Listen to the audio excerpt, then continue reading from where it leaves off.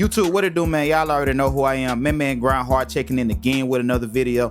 And today, I got a highly requested video in regards to rhythm shooting. But before we get into this video, I need y'all to do a few things. Help me out, you feel me?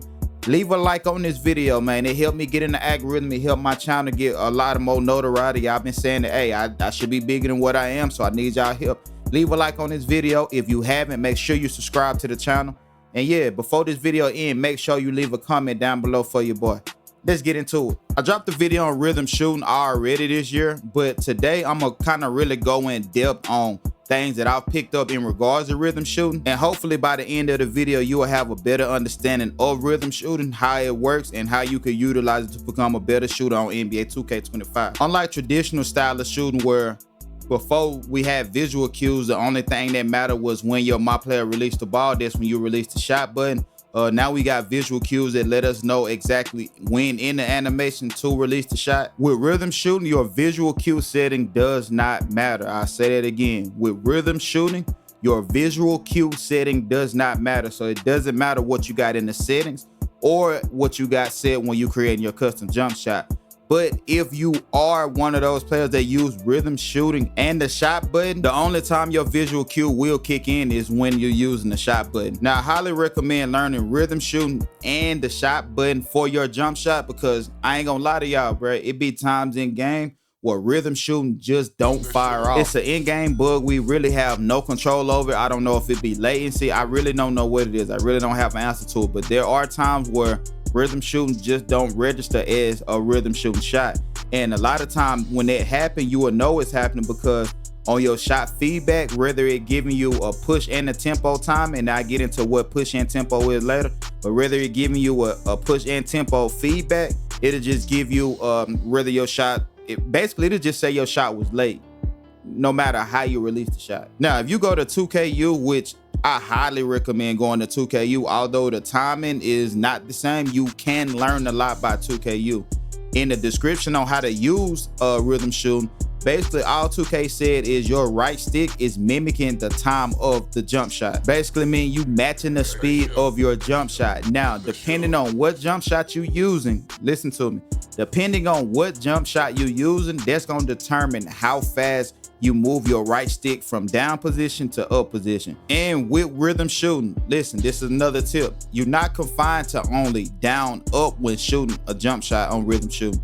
You got three options. You can either go down up, left right, or right left. And another tip, when learning rhythm shooting, I recommend turning on your shot meter just in the shoot around to get familiar with the speed and when you want to go from down to up. Now, shout out to my boy Sir Jam. Sir Jam, he been messaging me a lot in regards to rhythm shooting, but I haven't had the time to really break it down. So really this video is specific to him. And he asked, when in your jump shot do you start your up motion? And although your visual cue setting does not matter when using rhythm shooting, when using rhythm shooting, I like to start my up motion when my player reaches his push point. And when I say up motion, it's because I usually use down up when I'm using rhythm shooting. So my down up is what I use to shoot with rhythm shooting. But if you use left right or right left, just know whatever you start with, you want to go in the opposite direction once your my player reaches his push point. And it's different for every single jump shot, depending on what jump shot you use and how you created your jump shot. I can't personally tell you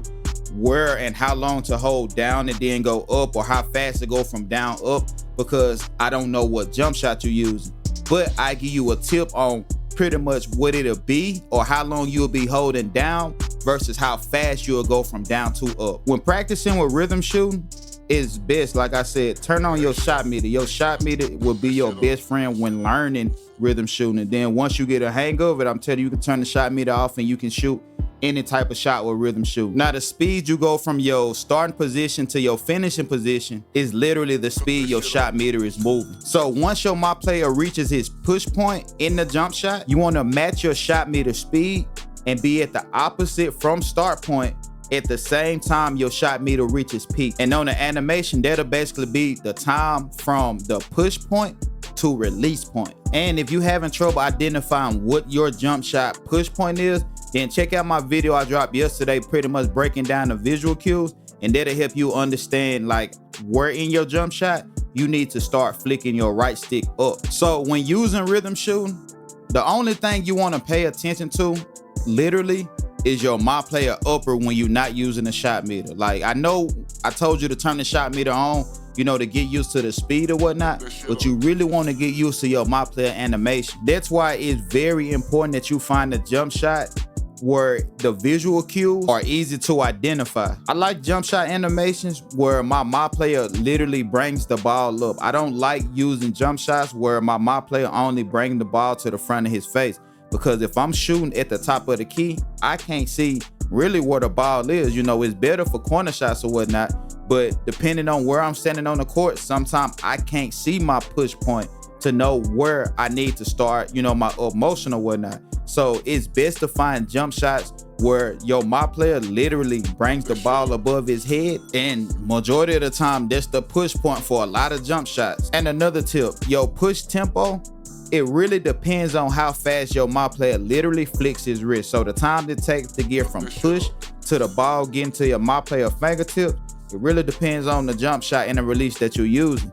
Now, what I've noticed, shots where my player bring the ball only up to his face, they're a whole lot quicker than jump shots where my player literally hovers the ball above his head before he released the shot. I don't know why, but if they bring it to their face, for example, Yao Ming push release is super fast in comparison to a Ray Allen, which don't make sense to me, but obviously Yao Ming has a faster release. You know, his push to release is a whole lot faster than Ray Allen, versus a Larry Bird or a Dirk shot where they literally almost cock the ball back, pause, no diddy, you know, for those. Anyway, jump shots where they cock the ball back, it's a lot slower. Your up tempo is a whole lot slower than, like I said, bring the ball to your face and then release it. Like, I don't know why, but that's just the way the game is designed. If you still struggling with timing on the rhythm shooting and when to start the up motion, change your visual cue settings in the settings to push. Learn that timing with the button, and wherever you would normally release the X button or the square, depending on what console you on, that is when you want to start your up motion when using rhythm shooting. And like I said, every jump shot is different. If your particular jump shot is telling you that your visual cue is late but your tempo is right, then test your jump shot with starting your up motion at your set point. If it's not push, majority of the time with every jump shot, majority of the jump shot is gonna be on push. But if it's not on push, it'll definitely be at your set point. And last but not least, when shooting with rhythm shooting, letting go of the right stick does not matter. So you can literally hold the right stick forever. It doesn't matter. Like, as long as your down up motion is within the time it take your shot meter to go down up, then you will make the jump shot. Your release literally does not matter. So don't worry about letting go of the right stick at a particular time in the jump shot. That doesn't matter. The only thing that matter is you starting your up motion from down position from the time it take your animation to get from push to release. That's the only thing that matters. Hopefully I explained it to the best of my ability. It's kind of hard really explaining rhythm shooting, because once you got it click, then hey, it just kind of, you can literally shoot with any jump shot. It don't matter, really, to be honest, it really don't matter the rating on the jump shot. Like, once you find what those visual cues is, you got a 70% higher green window with using rhythm shooting than using a button. That's pretty much all I got for y'all, man. Make sure you leave a like on this video, subscribe if you're new, and in the comment section, let me know if this video helped you in any way. If it didn't, let me know as well. You know, I got tough skin. It ain't gonna even matter. Just, you know, comment, leave a comment down below if you checked out the video. Man Grind Hard checking up out of here.